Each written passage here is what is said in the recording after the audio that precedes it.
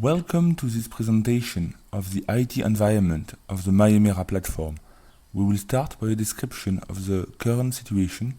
We will then detail the lack of flexibility, modularity and power of the current generation of platforms. We will then talk about the new needs raised by the 2008 crisis and some of the partial solutions that have been proposed. Last, we will examine how an affordable wiki-reval platform can be built. In a very good article, Towards a Common Financial Language, published in March 2012, the Bank of England had the following description of the capital markets information technology. Very few firms, possibly none, had the information systems necessary to aggregate quickly information on exposures and risk.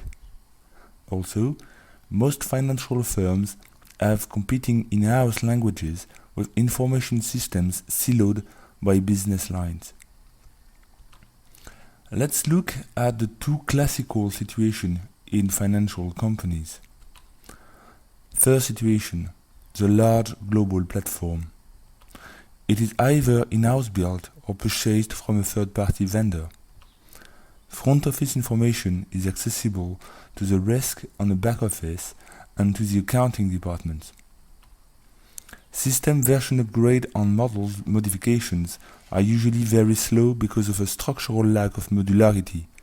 This is pushing front office users to use independent pricing spreadsheets. Patches are sometimes quicker to put in place than obtaining the delivery of a real fix, thus punctual solutions contribute to an even slower version and patches upgrade. Second situation, fragmented independent pieces of software that the Bank of England was referring to, saying most financial firms have competing in-house languages with information systems siloed by business lines. Integration of the most recent tools is not always done throughout the information system.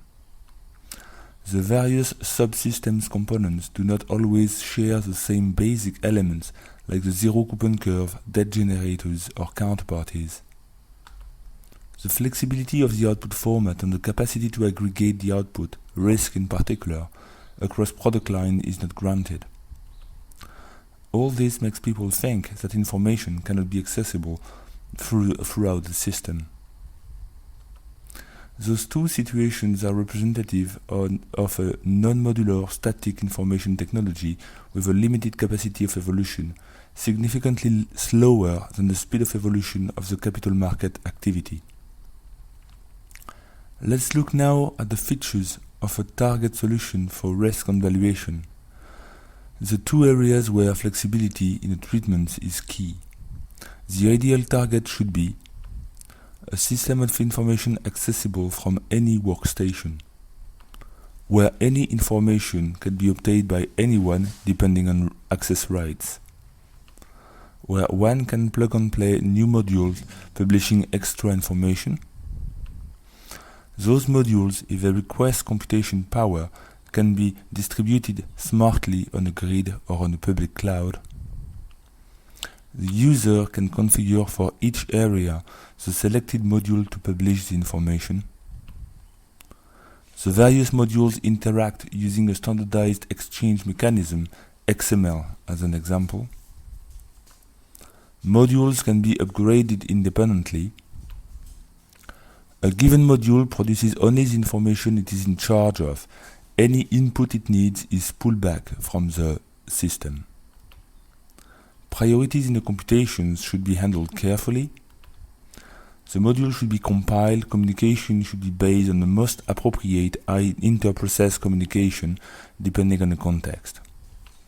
This corresponds to a generic bus architecture based on subscriptions and publications. Second objective for the ideal platform: allow flexibility in the mapping between A. transactions on the market parameter structure and B. between the market parameter structure and the quantitative model. The valuation and risk of a transaction comes from the combination of three elements: the transaction features, the observable market parameters to value the transaction, on the quantitative model calibrated from the observable market parameters used to compute the transaction value and risk. Transaction to market parameter. One should be able to specify what curve, surface or cube to use for a transaction revaluation. The choice could be portfolio, transaction, instrument or even user dependent. Market parameter model. For any curve, surface or cube, one should be able to specify what quantitative model implementation one should use.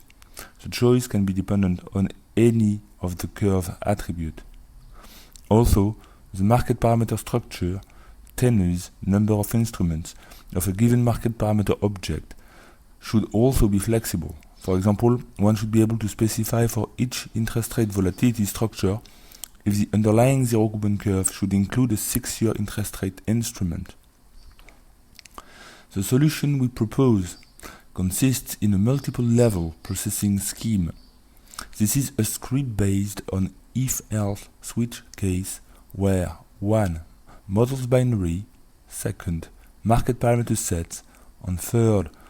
Curve and surface label can be defined with the highest flexibility in each revaluation context.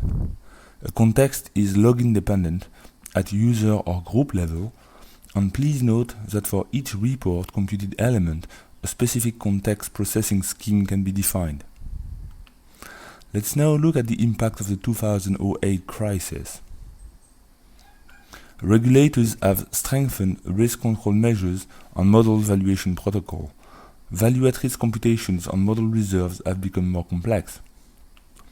External auditors have required more information on benchmarking to validate the accounts of financial institutions since the beginning of the crisis. Prime brokers and clearing houses are following more carefully the dynamic of the PVs of their clients' book. Globally, those measures and needs are raising two debates: the need for more transparency and the potential need for a strict solution. Some partial solutions have been proposed. First, OTC products are being pushed to listed markets. Exchanges will anyway have to either limit product offer to make sure that the liquidity is correct, or use technology to compute the implied price variation of the less liquid products that haven't traded for several days due to the liquid products changes. Second, some IT projects have been launched to increase the transparency of transaction validation. For example, CRIS on credit derivative or the Euclid project using Praxis on model validation. Third, Market Partners offers some expensive valuation services to a limited number of institutions. Fourth, some individual projects have been launched by financial institutions to dissociate revaluation computation from the transaction depository system and shorten the time to production of new models. For example, Sky project at Callion and Blue Wave project at Bluecrest.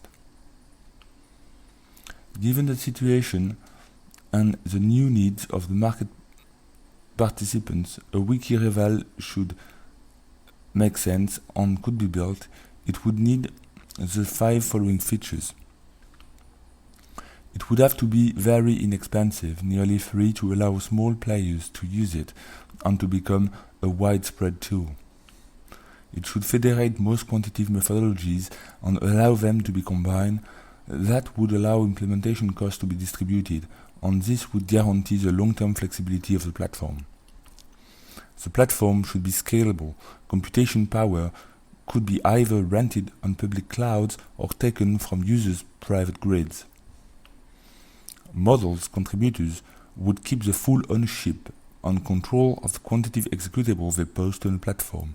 They should be able to rent, sell, or give free access to the models they contribute.